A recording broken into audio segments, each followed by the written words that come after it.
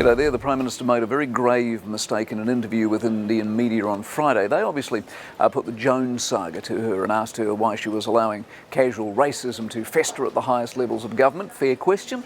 Her answer was for the voter, not to punish her. That's what she said. Don't punish me. For the voter to work out who has the power to form governments, it's within your power, she said, to decide what you make of those comments. Well, yes, it is.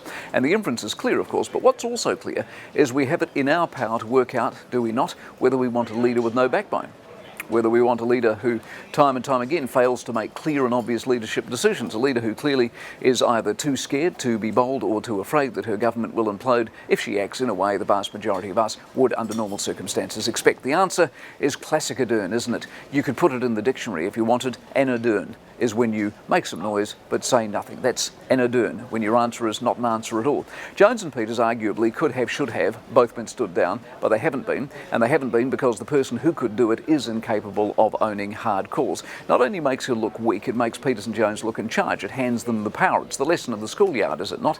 If you don't stand up to the bully, the bullying keeps on going. Jones has a number of verbal indiscretions now, and each time the farcical scene is played out whereby Ardern puts her best stern face on and tells us she's had a word. It's happened so often now it's a joke, the savaging of the wet bus ticket. Peters, of course, is vastly more serious, and when it happened previously he did stand down, and he stood down because if he didn't he would have been sacked by Helen Clark, who, say what you want about her, knew how to actually lead.